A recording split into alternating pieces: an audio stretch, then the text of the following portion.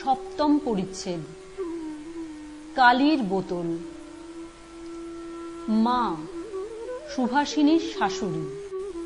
তাহাকে বশ করিতে হইবে, সুতরাং গিয়াই তাহাকে প্রণাম করিয়া পায়ের ধুলা লইলাম। তারপর এক নজর দেখিয়া লইলাম মানুষটা কি রকম। তিনি তখন ছাদের উপর অন্ধকারে একটা পাটি পাতিয়া তাকিয়া মাথায় দিয়া শুইয়া পড়িয়া আছেন। একটা ঝি পা টিপিয়া দিতেছে। আমার বোধ হইল একটা লম্বা কালির বোতল গলায় গলায় কালি ভরা, পাটির ওপর কাত হইয়া পড়িয়া গিয়াছে। পাকা চুলগুলি বোতলটির টিনের ঢাকনির মতো শোভা পাইতেছে। অন্ধকারটা বাড়াইয়া তুলিয়াছে। আমাকে দেখিয়া গৃহিণী ঠাকুরানী বধূকে জিজ্ঞাসা করিলেন, এটি কে?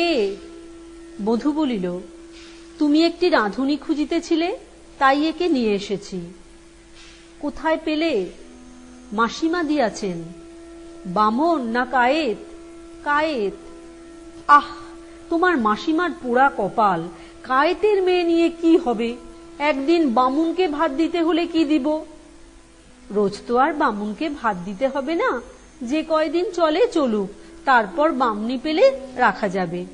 তা বামুনের মেয়ের ঠেকার বড়, আমরা তাঁদের রান্নাঘরে গেলে হাঁড়ি কুড়ি ফেলিয়া দেন, আবার পাতের প্রসাদ দিতে আসেন। কেন, আমরা কি মুচি? আমি মনে মনে সুভাষিনীকে ভূয়সী প্রশংসা করিলাম। কালি ভরা লম্বা বোতলটাকে সে মুঠোর ভিতরে আনিতে জানে দেখিলাম। গৃহিণী বলিলেন, তা সত্যি বটে মা, ছোট লোকের এত অহংকার সওয়া যায় না। তা এখন দিন কত কায়েতের মেয়েই রেখে দেখি, মাইনে কত বলেছে? তা আমার সঙ্গে কোনো কথা হয় নাই। হায় রে, কলিকালের মেয়ে, লোক রাখতে নিয়ে এসেছো, তার মাইনের কথা কও নাই? আমাকে গৃহিণী জিজ্ঞাসা করিলেন, কি নেবে তুমি? আমি বলিলাম, যখন আপনাদের আশ্রয় নিতে এসেছি তখন যা দিবেন তাই নিব।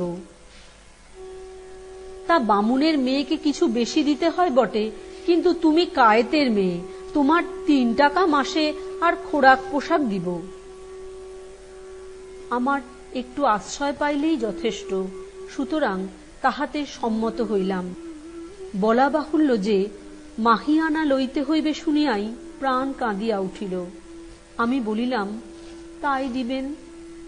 মনে করিলাম গোল মিটিল, কিন্তু তাহা নহে, লম্বা বোতলটায় কালি অনেক। তিনি বলিলেন, তোমার বয়স কি গা? অন্ধকারে বয়স ঠাওর পাইতেছি না, কিন্তু গলাটা ছেলে মানুষের মতো বোধ হইতেছে। আমি বলিলাম, বয়সেই 19-20। তবে বাছা উন্নত কাজের চেষ্টা দেখো গিয়া যাও, আমি সমস্ত লোক রাখি না। সুভাষিনী মাঝে হইতে বলিল, কেন মা, সমস্ত লোক কি কাজকর্ম পারে না?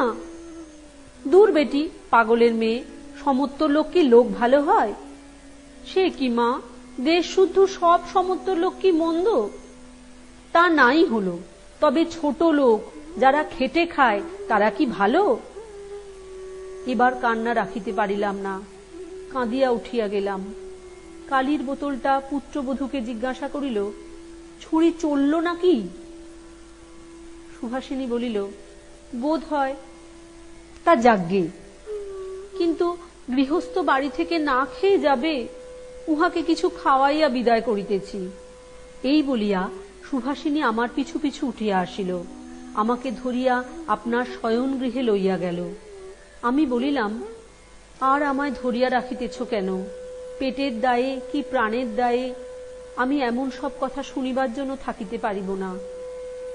সুভাষিনী বলিল, থাকিয়া কাজ নাই, কিন্তু আমার অনুরোধে আজিকার রাত্রিটা থাকো। কোথায় যাইব? কাজেই চক্ষু মুছিয়া সে রাত্রিটা থাকিতে সম্মত হইলাম। এ কথা ও কথার পর সুভাষিনী জিজ্ঞাসা করিল, এখানে যদি না থাকো তবে যাবে কোথায়? আমি বলিলাম, গঙ্গায়। এবার সুভাষিনীও একটু চক্ষু মুছিল, বলিল, গঙ্গায় যাইতে হইবে না, আমি কি করি তা একটুখানি বসিয়া দেখো, গোলযোগ উপস্থিত করিও না, আমার কথা শুনিও। এই বলিয়া সুভাষিনী হারানি বলিয়া ঝিকে ডাকিল। হারানি সুভাষিনীর খাস ঝি। হারানি আসিল, মোটা সোটা, কালো কুচকুচে, 40 পার, হাসি মুখে ধরে না, সকলটাতেই হাসি, একটু তীরবিদে। সুভাষিনী বলিল, একবার তাকে ডেকে পাঠা। হারানি বলিল, এখন অসময়ে আসবেন কি? আমি ডাকিয়া পাঠাই বা কি করিয়া? সুভাষিনী ভ্রু ভঙ্গ করিল, যেমন করে পারিস ডাকগে যা। হারানি হাসিতে হাসিতে চলিয়া গেল। আমি সুভাষিনীকে জিজ্ঞাসা করিলাম, ডাকিতে পাঠাইলে কাকে? তোমার স্বামীকে? না তো কি, পাড়ার মুদিকে এই রাত্রে ডাকিতে পাঠাইব? আমি বলিলাম, বলি আমায় উঠিয়া যাইতে হইবে কিনা তাই জিজ্ঞাসা করিতেছিলাম। সুভাষিনী বলিল, না, এইখানে বসিয়া থাকো। সুভাষিনীর স্বামী আসিলেন, বেশ সুন্দর পুরুষ। তিনি আসিয়াই বলিলেন, তলব কেন? তারপর আমাকে দেখিয়া বলিলেন, ইনি কে? সুভাষিনী বলিল, ওর জন্যেই তোমাকে ডেকেছি। আমাদের রাঁধুনি বাড়ি যাইবে, তাই ওকে তার জায়গায় রাখিবার জন্য আমি মাসির কাছ হইতে এনেছি। কিন্তু মা ওকে রাখিতে চান না। তার স্বামী বলিলেন, কেন চান না? সমস্ত বয়স। সুভার স্বামী একটু হাসিলেন, বলিলেন, তা আমায় কি করিতে হইবে? ওকে রাখিয়ে দিতে হবে। কেন? সুভাষিনী তাহার নিকট গিয়া আমি না শুনিতে পাই এমন স্বরে বলিল, আমার হুকুম। কিন্তু আমি শুনিতে পাইলাম। তার স্বামীও তেমনি স্বরে বলিল, যে আজ্ঞা। কখন পারিবে? খাওয়ার সময়। তিনি গেলে আমি বলিলাম, উনি যেন রাখাইলেন, কিন্তু এমন কটু কথা সয়ে আমি থাকি কি প্রকারে? সে পরের কথা পরে হবে, গঙ্গা তো আর একদিনে বুঝিয়া যাইবে না। রাত্রি 9টার সময় সুভাষিনীর স্বামী আহার করিতে আসিলেন। তার মা কাছে গিয়া বসিল। সুভাষিনী আমাকে টানিয়া লইয়া চলিল, বলিল, কি হয় দেখি গে চলো। আমরা আড়াল হইতে দেখিলাম নানাবিধ ব্যঞ্জন রান্না হইয়াছে, কিন্তু রমণবাবু একবার একটু করিয়া মুখে দিলেন আর সরাইয়া রাখিলেন, কিছুই খাইলেন না। তার মা জিজ্ঞাসা করিলেন, কিছুই তো খেলি না বাবা? পুত্র বলিল, ও রান্না ভূত প্রেত খেতে পারে না। বামুন ঠাকুরানী রান্না খেয়ে খেয়ে অরুচি জন্মে গেছে। মনে করেছি কাল থেকে পিসিমার বাড়ি গিয়ে খেয়ে আসব। তখন গৃহিণী ছোট হয়ে গেলেন, বলিলেন, তার করতে হবে না জাদু, আমি আর রাঁধুনি আনাইতেছি। বাবু হাত ধুইয়া উঠিয়া গেলেন।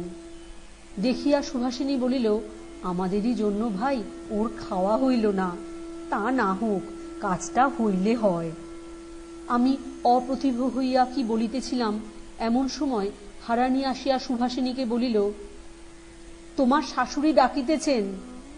এই বলিয়া সে খামোখা আমার দিকে চাহিয়া একটু হাসিল। আমি বুঝিয়াছিলাম হাসি তাহার রোগ। সুভাষিনী শাশুড়ির কাছে গেল। আমি আড়াল হইতে শুনিতে লাগিলাম। সুভাষিনীর শাশুড়ি বলিতে লাগিল, সে কায়েতের মেয়েটা চলে গেছে কি না, তার এখনো খাওয়া হয় নাই বলিয়া যাইতে দিই নাই। গৃহিণী বলিলেন, সে রাঁধে কেমন? তা জানি না।